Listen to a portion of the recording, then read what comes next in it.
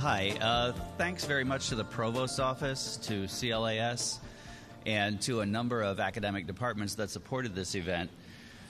I first heard about the Government Accountability Project last summer and heard about this tour that was going to college campuses and thought, now this is something our students should hear about before they end up in a situation like this themselves in their future career without having had a chance to think about it first. I'm just going to introduce Lewis Clark, the moderator, who's going to then lead the discussion and introduce you to the other panelists. Or I guess I'm supposed to say Louis. Louis Clark has been with the Government Accountability Project since its earliest days, 1978. He's GAP's president and director of its Corporate Accountability Program. Under his leadership, GAP has been involved in many of the country's highest-profile whistleblower cases. In its early years, it represented hundreds of whistleblowers at numerous nuclear power plants, including 3 Mile Island, exposed the trillion-dollar Star Wars anti-missile project for the boondoggle that it was. More recently, GAP investigated numerous scandals at the World Bank, which resulted in the resignation of Paul Wolfowitz as its president. And they've represented National Security Agency employees who blew the whistle on waste, fraud, and abuse related to the agency's domestic spying program. Louis is widely regarded as one of the country's foremost experts on the whistleblowing experience. Let's welcome Louis Clark.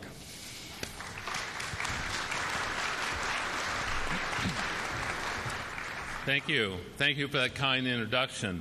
It's really exciting to be here at Franklin and Marshall College. It's really an impressive institution, as you all know. It's a beautiful campus. We've been very well received here already. It's just exciting to be part of your academic program for the next couple of days. And if you can find me over the next 2 days, if you have any follow-up questions, I'm always, hopefully I'll be available. In terms of, I'm going to quickly run through what the Government Accountability Project does, but I want to get to our guests today and essentially my heroes today. First of all, I would like to thank all the actual co-producers of today's event, the Office of the Provost, the Center for Liberal Arts and Society, the Public Affairs Lecture Fund, the Economics Department, the Public Policy Program, and the Office of the President. And I would like to say this, it really is, this is a place we should have started this whistleblower tour. I mean, here at the place, created at the time, established at the time of the writing of the Constitution of the United States. I'm impressed with your motto, light and law. Light meaning looking at seeking truth through dialogue, research, and communication with each other. Secondly, in terms of law, the establishment of the rule of law, which not only maintains order, but also preserves freedom. Obviously, those who came from Germany at that time to establish Marshall College were escaping the despotism of Germany. So they came here for freedom. This is an incredible subject matter that we're going to be talking about today. Then turning to the Government Accountability Project very quickly, first of all, we represent whistleblowers. We've represented 5,000 whistleblowers since 1977, which until I came here I thought was really a long time ago, but not so much now. But since 1977, representing whistleblowers. Secondly, is we investigate what they have to say, we try to bring it to national attention, and if appropriate and if possible, we try to create the atmosphere and to accomplish some level of reform about the issue that they present. It's already been talked about in terms of our involvement at TMI. I think that one of our most probably significant cases was really stopping the cleanup operation here for 18 months at TMI, which was essentially had abandoned quality control up until they almost lifted the lid of the reactor with a polar crane that wouldn't have worked. Secondly, we, in terms of involved with nuclear power plants, whistleblowers, again because of problems with quality assurance, halted 3 nuclear power plants because they lacked adequate quality assurance. We have brought national attention to pink slime. A year ago, 85% of the hamburgers in the country contain pink slime. Now, just a fraction of the hamburgers in the country actually have the substance called pink slime. We brought that to national attention. In addition to that, we brought attention to and stopped the manufacture of the Vioxx drug, which essentially killed 50,000 people. It caused heart attacks and strokes to 135,000 people. Merck produced it, developed it, produced it, and was making $2 billion a year with Vioxx until it was removed from the market. There's 4 things we do. The third thing we do is we work on legislation. Over the last 6 years, we have been responsible for developing and successfully getting through Congress whistleblower protections for 100 million workers in the private sector. These include any company that trades on the stock market, any U.S. stock market, and all their subsidiaries. In addition to that, to the healthcare industry, throughout the healthcare industry, also in terms of the banking, in terms of Wall Street, and also banking, with state-of-the-art whistleblower protection. In terms of the manufacture of all products that federal agencies actually regulate, which is something like 14,000 products and involves at least 17 million manufacturing employees, as well as the retailers who sell the products that are manufactured. And we're not done yet, but we are now focused on, and I hope you follow after today, hopefully you'll follow our website, www.whistleblower.org, or just Google Government Accountability Project. We are going to be engaged in whistleblower protection for poultry and meat production, and also at the slaughterhouses. Now, there is whistleblower protection covering all food produced that is regulated by the Food and Drug Administration, which is about 70% of the food produced in the United States, but doesn't cover. So, for example, if you have a pizza and there's all those pizzas that had meat on them, those don't have whistleblower protection if you were engaged in producing that. However, if it didn't have meat on it, then you have protections because that's covered by the Food and Drug Administration. That's what we need to change that. So all pizzas need to be covered. The 2 other things of note. Last November, the Congress, if you can imagine, unanimously passed whistleblower protection for all federal employees except those in national security. All other 2 million employees were covered. In addition to that, in December, Congress again unanimously passed whistleblower protection for all contractors to the federal government. That's 14 million people who are now covered that didn't have a cover, that weren't necessarily covered before.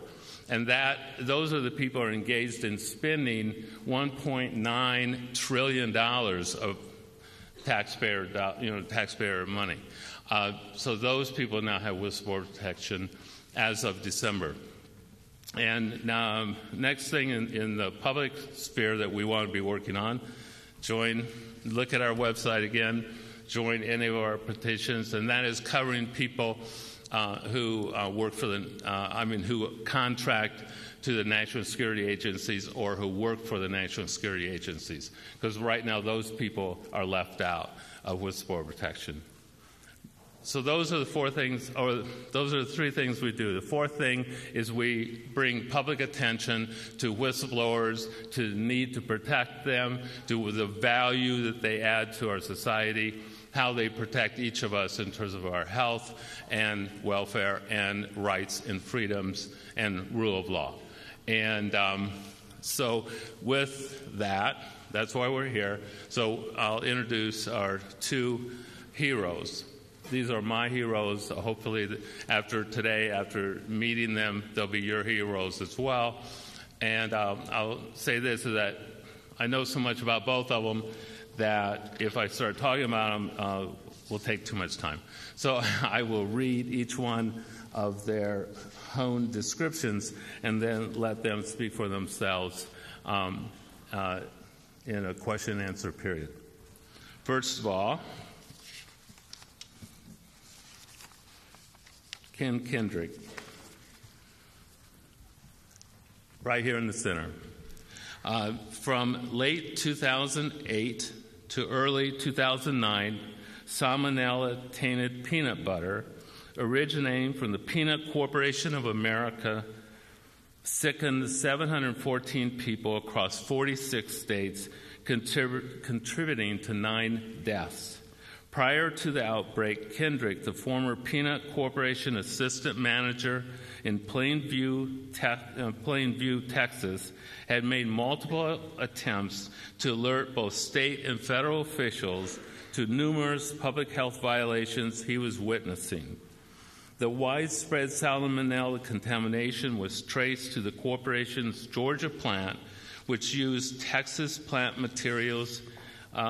Kendrick presented his whistleblowing on Good Morning America, which was to challenge the company's defense that the batch of peanut butter from the Georgia plant was an unexpected and isolated event. Kendrick made clear that the corporation's entire business was based upon risking the health of consumers in order to protect profits. Ken Kendrick.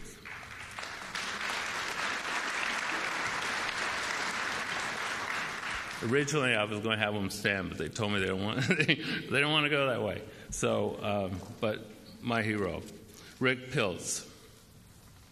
In 2005, Rick Piltz was a senior associate in the coordination office of the U.S. Climate Change Science Program. He became aware that White House officials were improperly editing and censoring scientific program reports on global warming intended for the public and Congress. In short, the White House was editing out scientific findings on the strong human impact on climate change, essentially making the science fit the policy. Rick contacted GAP, and we released these edited reports to the New York Times that documented the actual hand editing by White House official Philip Cooney, a lawyer and former climate team leader with the American Petroleum Institute. This scandal sparked a media frenzy that resulted in Cooney's resignation. He found a job a few days later at ExxonMobil, which I don't think he ever left, but anyway.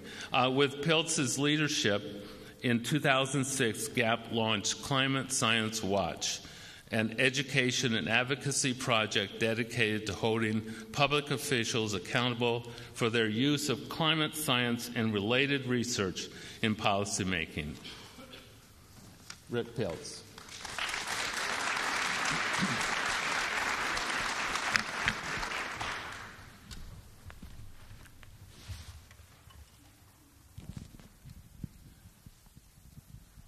Rick, let's begin with you. Let's get a better sense of what you found when you went to that federal agency. Well, I had been working in the coordination office of the U.S. Global Change Research Program, Climate Change Science Program, since 1995. I was there for 10 years altogether. And this is an office that supports the multi-agency $2 billion federal scientific research program on climate and global environment. One of the things that I did was to develop and edit reports to Congress, things that had to do with strategic planning for the research program. I didn't control the $2 billion. That was done in the federal agencies. So this was an office that was kind of, on the one side, had the federal science experts and managers and scientists, and on the other side had the White House and the political world. And when the Bush administration came in 2001, we started to notice a difference in how they were handling climate science communication. I was told early on to remove all the pages and the references to the Intergovernmental Panel on Climate Change Scientific Assessment, which is the big international climate science assessment, and references to the National Assessment of Climate Change Impacts, a major study that had just been completed by our program over a period of several years, from the next report to Congress. So essentially what they were starting to do was to play down the global warming problem by blocking communication of climate science that was aimed at informing policymakers and the public. It wasn't censoring the science that was done and published in the scientific technical journals. Where the political gatekeepers stepped in was the communication to wider audiences. And in one really set of striking examples, draft copies that had been signed off on by all the federal agencies as ready for publication, needing only a final White House clearance, would come back to me over the fax machine with the hand markups by the Chief of Staff at the White House Environmental Office, showing all the things he wanted taken out and all the changes in wording he wanted. And it was all designed systematically to play down global warming. And it appeared to me that this was illegitimate political interference with scientific communication on a problem that absolutely depends on clear, honest communication between the science community, the public, the policymakers, if we're going to be able to deal with it effectively. And that was early on in the Bush administration, and there were multiple additional examples that I observed later and that came out from other sources later about censoring lab scientists, taking down websites, misrepresenting issues in congressional testimony, and so forth. And so it appeared that an administration that did not want to regulate greenhouse gases or the energy industry and did not have a proactive view of government was willing to spin and misrepresent the scientific communication in order to conform the science to their politics rather than take the science and what the experts were saying and make policy on that basis. And we were caught in the middle of that in that office. We could see it. It came at us from both sides. Yeah, what'd you do? Well, I started documenting what I was seeing, those faxed copies before I passed them on or before I dealt with them. I made copies and took them home. And I protested internally, not to the White House. I mean, that would have immediately, caused me an unemployment problem, which I was not ready to deal with at that point, but to the director of my office and to the official at the National Science Foundation who chaired the science program, saying, look, this is what they're telling us to do with the report. I don't think it's legitimate. But it essentially fell on deaf ears. I mean, the feds were not willing to rock the boat politically when they were getting signals from the White House that this was politically sensitive. And so people started self-censoring. Over a period of time, I documented in a number of ways what I observed going on in the political manipulation of the science program, to the point where I had a long list of bullet items about how the leadership of the program in the White House were kind of running this thing off the rails. And finally, in 2005, at the beginning of the second Bush administration, it became apparent in a number of ways that the policing was going to get worse rather than better. And I finally just threw up my hand. I mean, I felt I was blocked, and it was really an intolerable situation to be in. And one day just found myself saying, okay, that's it. I can't work on this project under these conditions. And I hadn't been intending to do that morning, but that's what happened during the day. And after a long conversation with the White House political appointee who was in charge of the program that got nowhere, I turned in my resignation, and with the intention of doing some public speaking and turning some things over to the press. But first I went and talked to the lawyers at Gap to see what kind of exposure I might have about turning over internal documents. It's a situation it was quite different from anything that I'd ever experienced before, and I didn't know what might happen.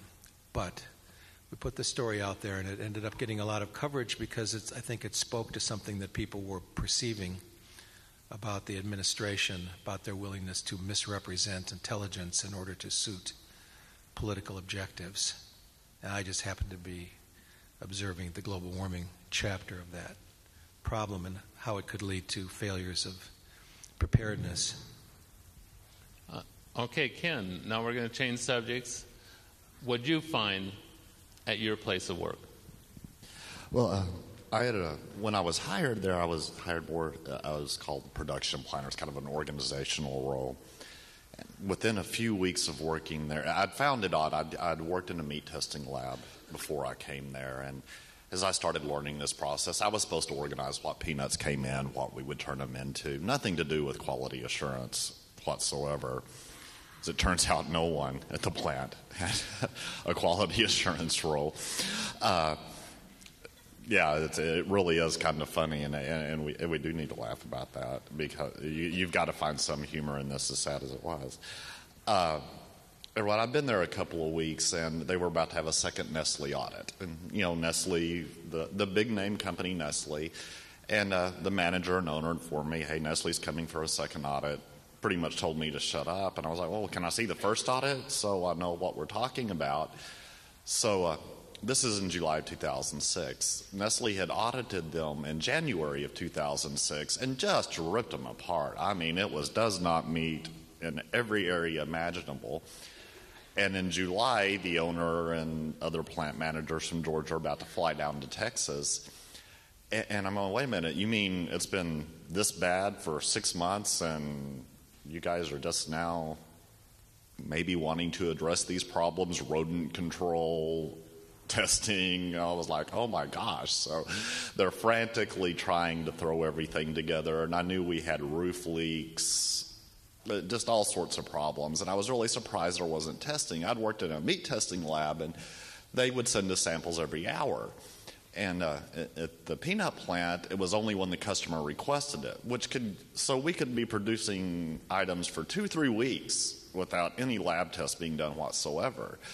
I was no expert in this area, but I thought, that's really not right. I'd called the plant manager in Georgia and was like, kind of what's our standard for doing this? And he was like, till the customer asks for one, don't deal with it. Well, what are the parameters? I wanted actual counts, like how much salmonella is considered acceptable. And no one in any of the plants knew. I had to look it up on the Department of Agriculture website to even know what the acceptable levels were. So when I got a lab report, I could look at it and go, wow, this is over the limit or under the limit, or this is acceptable or this is not acceptable. So that was my first inkling that we were in over our heads on this is not a first-class operation. And Nestle coming back, and even during the second audit, of course, we're not showing them the doors with the flooded basements, and they're covering things up, and I'm frantically trying to write new reports and set up some testing from the deficiencies they had found before. So I knew what was going on was definitely not an acceptable standard, even though the owner of the company was on the Peanut Standard Board. He had been put there by the Bush administration, and he didn't even know what the lab testing requirements were, what an acceptable amount of E. coli was, or salmonella, or anything else. And the funnier part was they had me watch, if you ever watched How It's Made, they did this big special on peanut butter. And I saw that, and it's this first-class operation, and what I was looking in looked like something out of the 1950s. So I'm going, well, yeah, I really wish y'all hadn't had me watch that documentary, because now I see what it's supposed to be like and what I'm working in, and this is very disgusting. But I saw flooded basements, leaking roofs, and, common sense there. What's the problem with leaking roofs? Basically, think about you have birds on roofs, birds crap on the roof, and the water runs in. Okay. There you go. There's a potential source of salmonella, not to mention something you probably don't want to be eating, which a lot of people did. And then, I'd also like to point out there, too, when we look at the number of deaths and illnesses, my research, and this is just my personal research, shows it's really a 30-to-1 ratio. For each death or illness you know about, there's 30 that you don't know about. And that's what made this become the largest recall in U.S. history. This was an ingredient-borne outbreak, meaning these peanuts go into everything, and so it really multiplied really quick. And it was the same strain of salmonella at the Texas and Georgia plants, according to New England Journal of Medicine. So we don't even know where it originated from. So what did you do with these horrific conditions? Well, first I called my old lab manager from the meat testing lab, and I was trying to set up an environmental testing program. I was trying to get in compliance with what Nestle wanted, realizing that was just about impossible. We had some other ethical issues going on with the owner. And quite simply, he wouldn't put up the money to fix the roof. This was an extremely old building. It was originally a sausage factory back in the 1950s that they had bought.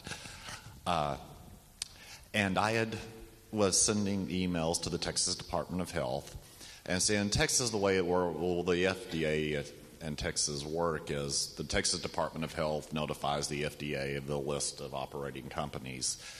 And based on that, the FDA or the Texas Department of Health will do an inspection. Well, we had organic certification. So in my mind, okay, we have organic certification, looked up the law, you're licensed by the Texas Department of Health. I'm sending emails to the Texas Department of Health and the FDA, but the Department of Agriculture employee had checked off that this plant was certified by the Department of Health. They had never registered with the Department of Health, so they had never been inspected. Even though the Texas Wastewater Runoff Commission had been there, OSHA, everyone else, the people I was sending the emails to and people I was trying to alert of flooded basements and bad conditions, not including management, didn't even know the plant existed. Now, there was this huge billboard in front of the local health that said, Peanut Corp of America, outlet store, local health department said, well, we didn't know they were selling peanuts there. There's a billboard, those huge billboards pointing right to it, 300 yards from their office. The health inspector had drove right by the sign, he said, numerous times going from Lubbock to Amarillo on a major interstate. But there was complete denial that they knew the plant existed at all. So it just flew under the radar. And then, of course, later we found out there were 355 facilities in Texas that had never registered, and not a single one of them were fined for not registering or being inspected. So let's advance it a bit. What did you do later on and why? I just stayed there for about 4 months and left. I had tried to set up a QA program. I'd started environmental testing. The second big red flag, and this is what had got me doing some emails, a plant manager from another state really wanted this Nestle contract, and the manager and I both knew there was no way. Had suggested when I started doing this environmental testing that, and he didn't tell me to, he just said, if you'd microwave the sponges, and the sponges are what you use to get the testing, the results would look better and we would be more likely to get the contract and you might get a raise. So basically, in a roundabout way, I was being told to microwave the sponges and send them to a lab. That's the point I decided, okay, I'm out of here. But I wrote a policy, and this is just totally my own, brought in my former lab manager, tried to set up a real quality assurance program, handed it off, and left. I had done everything I could by email. I didn't know anything about GAAP. I was doing everything anonymously because I can't afford attorneys. This is a $12 an hour job. I didn't know what GAAP was or any whistleblower organization was. No clue how to go about this. I didn't realize that when I handed this off to the next person, who eventually became the QA manager, was she had an 8th grade education and couldn't pass her GED, but she became the QA manager for this plant. So, I mean, the word salmonella meant absolutely nothing to her, but that was who this was handed off to. Very, very scary. So here I'd wrote all these procedures and complex things to do on lab testing, and it was being handed off to someone who couldn't pass a GED. And, okay, what happened years later? Or 2 years well, then, in 2009, I was working for an orthopedic company as an office manager. And we're all talking jobs here. These are like $12 an hour jobs. And I saw on the news where this peanut outbreak had started and might be going to Peanut Corp of America. So once again, I went crazy sending emails to every state Department of Health where this was affected. And so at the time I was doing the emails, we're talking 20 or 30 different states. FDA, Department of Agriculture. I mean, I'm just sending emails left and right. Media, CNN, CBS, local news, everybody. And while I'm doing this, I have my granddaughter sitting in front of me eating Austin peanut butter and crackers made by Kellogg's. You see them in the convenience stores all the time still.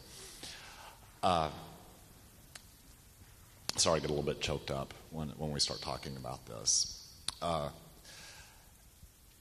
And I'm reading this information on the website that they've never found salmonella. They do rigorous testing. I'm like, well, maybe they do now, but they didn't when I worked there. And an organization called Safe Table Our Priorities, and they're now just called Stop Foodborne Illness, was the only one to respond to me. All the Department of Health and everything gave me that generic, you get the email automated response, yeah, we're looking into it, blah, blah, blah, blah, blah. I'm not satisfied with this answer. I'm going, okay, guys, something's wrong here. And while I'm sending these emails, my granddaughter, who was 2 at the time, is just puking her guts out. And my mother-in-law had cancer, was living with us, palliative care, about to die, eating these crackers. I never in a million years would have guessed that Kellogg's would have bought peanut butter from Peanut Corp. Well, guess what? This bit me in the butt. It shows up on the recall list. I was feeding my granddaughter and mother-in-law recalled Austin crackers that contained salmonella from a plant that I had worked at 3 years earlier. And she's continuing to get sicker and sicker. Now, when I stopped giving them to her, within 48 hours, she was fine. And it was the specific lot recall. So at this point, it's beyond, I'm trying to get someone's attention to, I am pissed. Very personal at this point. And with Safe Tables, I just kind of said, screw the cloak of anonymity here, use my name. And we went to the New York Times, and within 48 hours, I was on Good Morning America. They really messed up the story, but it did at least make them go look at the Texas plant. At that point, they had not even stepped into the Texas plant, knowing that Georgia was recalling everything that they were making. No one had still went to the Texas plant. It made no sense to me. And about editorialize, as a result of your coming forward, the plant went off the cliff. It would have survived. Well, that's the question I should be asking. But Rick, what about the other people at the office? Why didn't they blow the whistle? It's an interesting question, and something I always think about. Why taking that action was so unusual, and I think that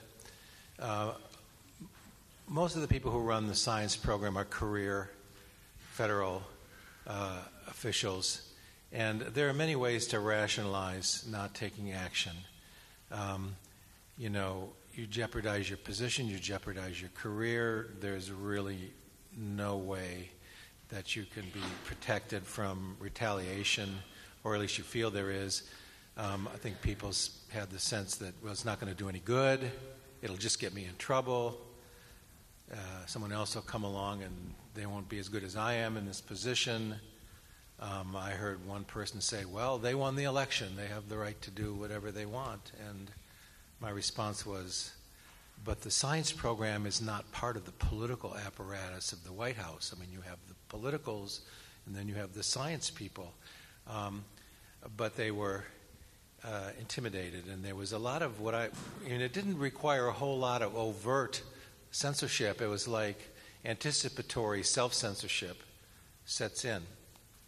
Now, once I had resigned, I learned a lot about from how people reacted to that, because when I would appear at a public event at which that community of people would be there were those who would go out of their way to be seen talking with me as almost like a gesture of support.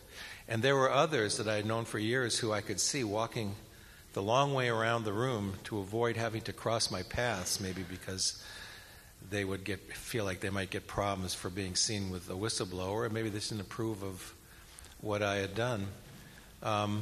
A lot of the communications I got were offline. People would come to me with inside information and say, well, you really ought to know about what's going on with the Public Affairs Office and NOAA and how we have to clear all of our science press releases with essentially the oil industry lobbyist in the White House Environmental Office, and how they won't do a press release on major scientific studies if they think that the science will embarrass the administration politically. So a lot of what I had to do was cultivate a network and a support system that was below the radar and help bring information out that was provided by people who were not in a position to speak publicly. Because, it was true in a lot of places, but certainly in Washington, a lot of what you do is you trade your freedom of public speech for inside influence.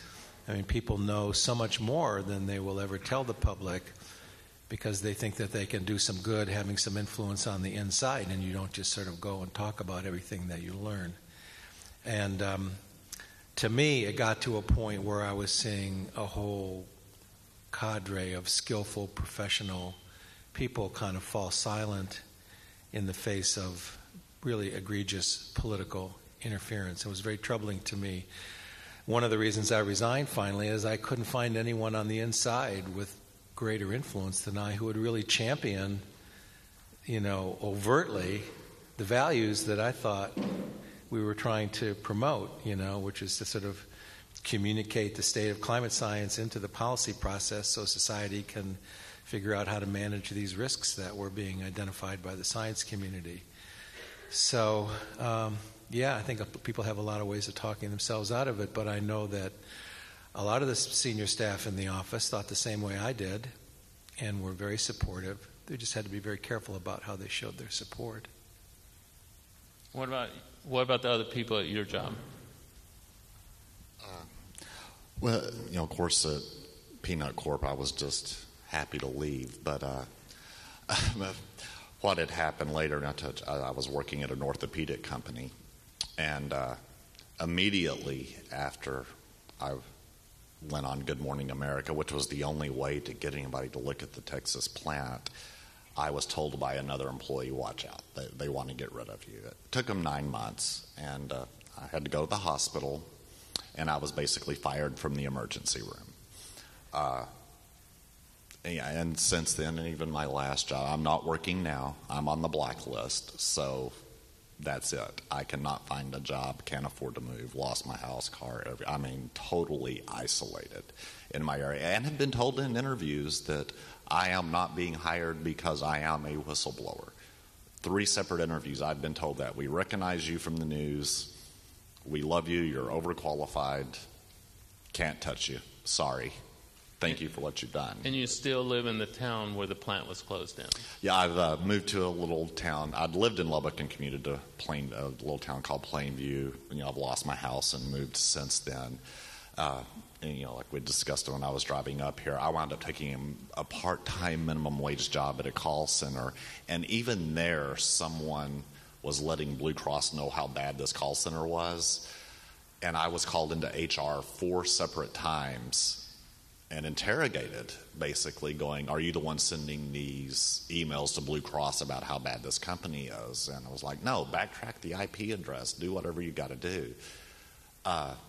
Finally, on the fourth time, they transferred me to being a directory assistance operator, and a week later closed down the department.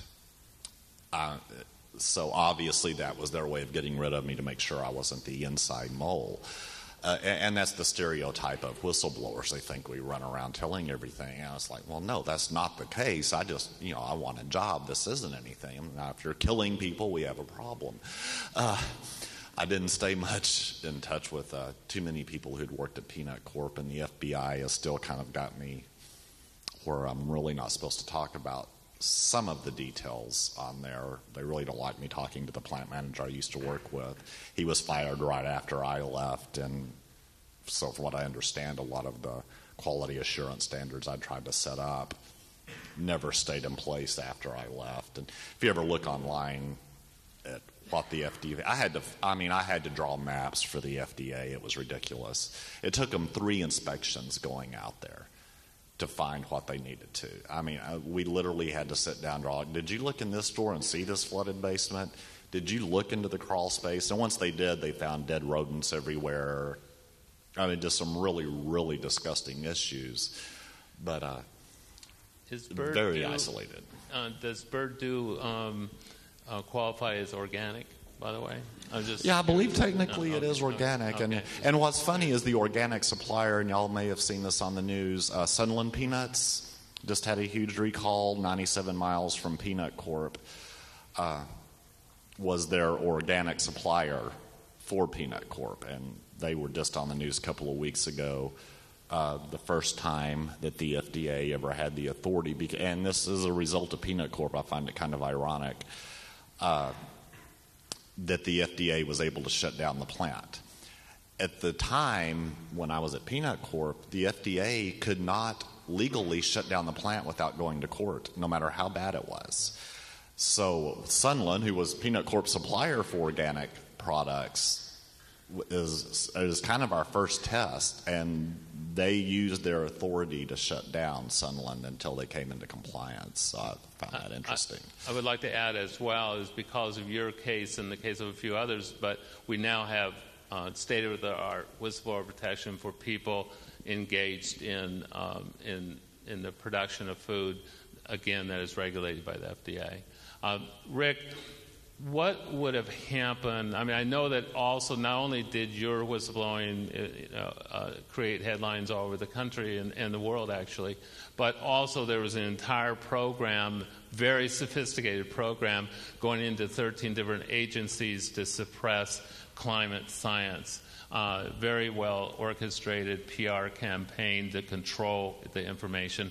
I know that also came down in part as a reaction or response to your whistleblowing. But what can you speculate a little bit about what you think would have happened had you not blown the whistle? Well, it's a good question, and I'm not sure. I think that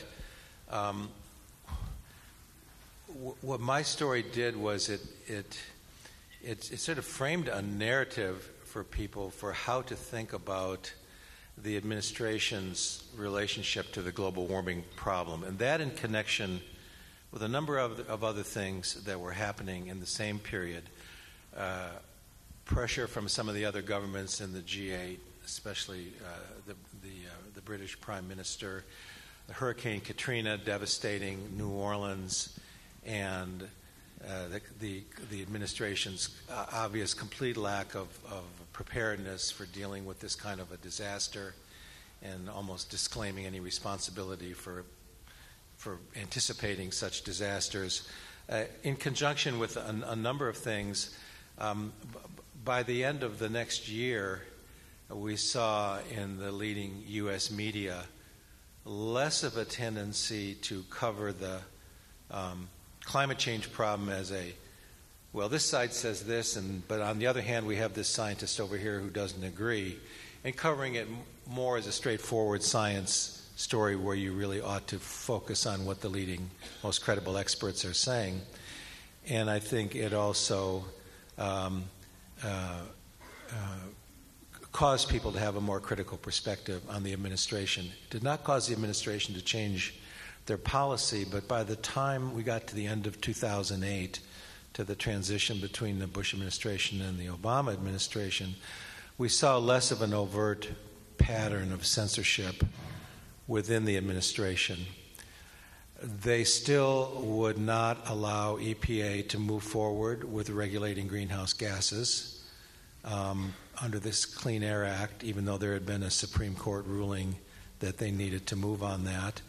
They still would not let the director of the Centers for Disease Control and Prevention go testify before the Senate on the human health implications of global warming. When scientific reports would come out from the government program, they would allow the report to be published and written straight, but there would be no press release. It would just kind of like be a stealth release that you had to know it was there, or you wouldn't even know it existed. The findings were not discussed or embraced by political officials. So we backed them off on the worst of the censorship. But by that point, they had made it clear that they weren't going to move on the policy. The scientists could say anything they wanted. Nothing was going to happen. So I think perhaps it contributed to people being able to see the problem in a new way, and the problem of holding public officials accountable, that wouldn't have happened in quite the same way if we hadn't put out inside information. And I think there's a lot of it. I think that there ought to be a very great deal more whistleblowing than we see going on. I've come to appreciate it as an underutilized and sometimes underappreciated form of public service. There's a lot of stuff that is kept secret in government that really doesn't have anything whatsoever to do with national security, but that is politically embarrassing to the powers that be, and that would be a benefit for the public if people on the inside who know what's actually going on would be more forthcoming about bringing it forward. And of course, you take risks when you do that. And Ken, what do you think would have happened? Well, on mine, when I first got with Safe Tables, our main objective was to get someone to the Texas peanut plant. I was just flabbergasted that this place was not being inspected. So I don't know how much longer they would have stayed open before somebody put two and two together going, hey, they have two more plants. There was another one in Virginia. How much longer it would have stayed open. And we know it was the same strain of salmonella at both plants. So my fear is that this plant would have stayed open for months, maybe past inspection, since they didn't apparently know how to go upstairs and look. I don't know how many more people might have became ill or died had this plant not finally been shut down. And then once they were shut down, they recalled every product ever produced at that plant from the day it was opened to show you how bad the conditions were. So in mine, we accomplished the objective on this disgusting plant needs to be shut down. What I'm saying is true. It's got to be shut down. It finally was. And then when they finally discovered these other 355 plants, also as a result of this, are 355 producers that had never registered with the Department of Health, thus that were never investigated. I don't know how many of those facilities could have been doing other things.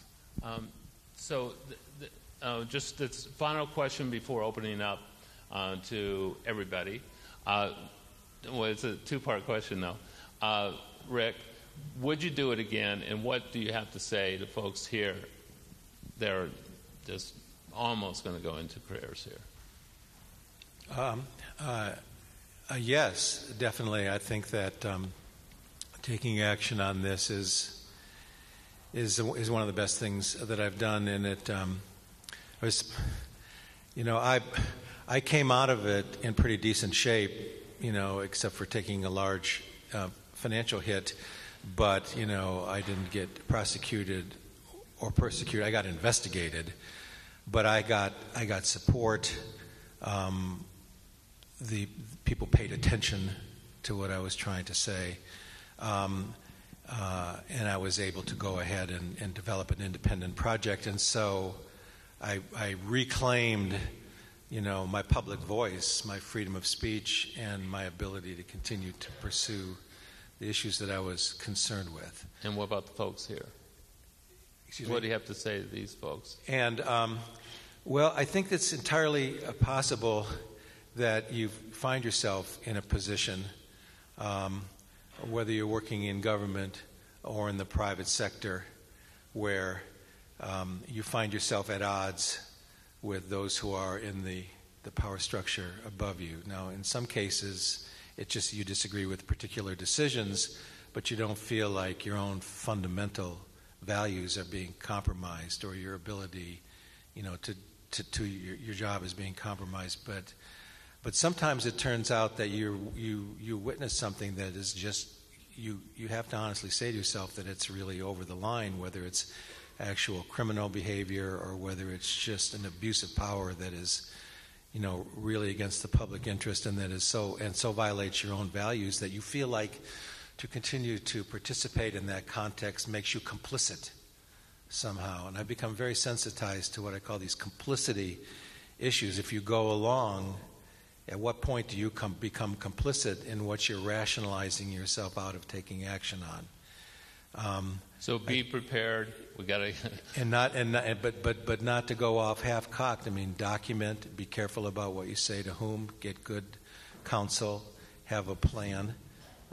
Think carefully about what you're doing, and be intelligent about it, and not step carelessly into something where you'll get slammed down and not be able to do any good with it.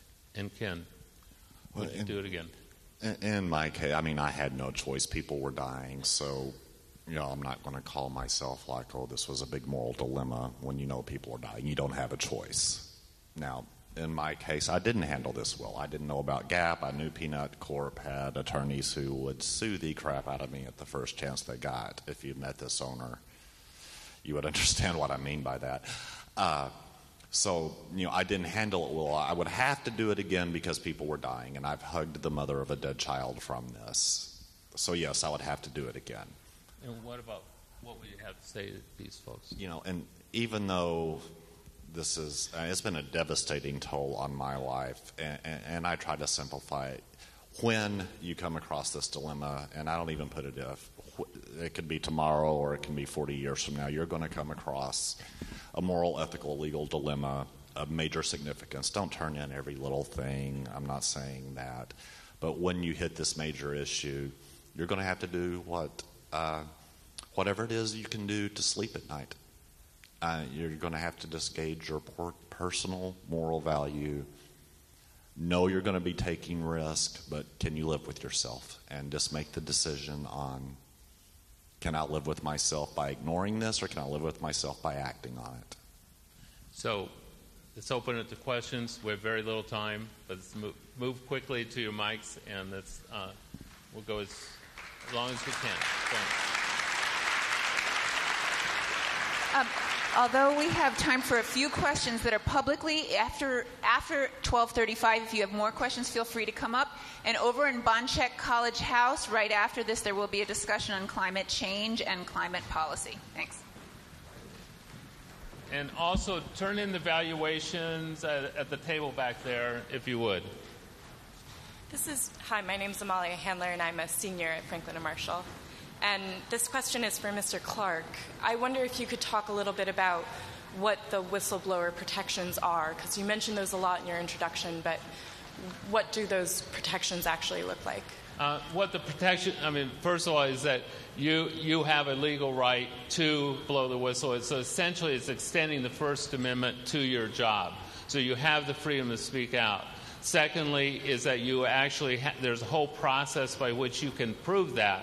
And how that's set up very quickly is that if you show that your whistleblowing had something to do with your retaliation or your termination or whatever, if you can show there's any connection, then the burden switches to your employer to prove by clear and convincing evidence, which is a very high standard, that you should not be reinstated.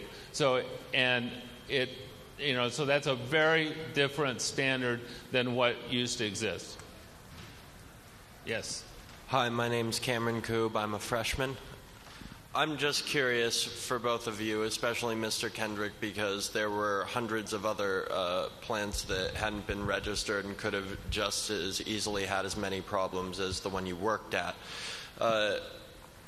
Why do you think there weren't any whistleblowers before yourself? Would it be like an obedience to authority kind of thing, or did it have to do with fear of the kind of devastating financial impact on people's lives? What do you think it is?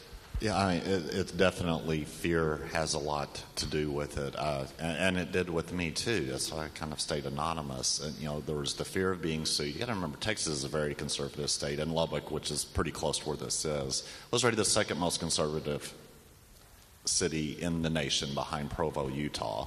The federal judge there has ruled EEOC, any employment case, in favor of the employee less than 1% of the time. About 80% of the cases are summarily dismissed. You get sued, there's no recourse.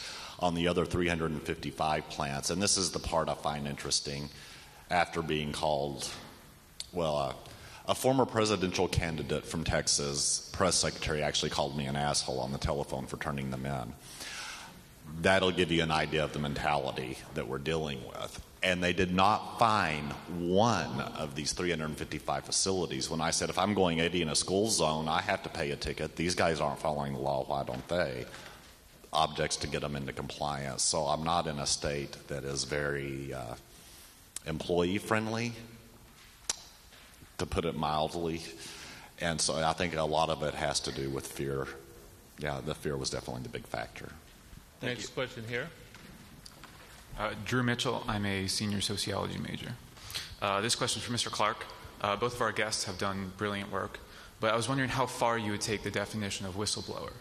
Would you consider Bradley Manning a whistleblower?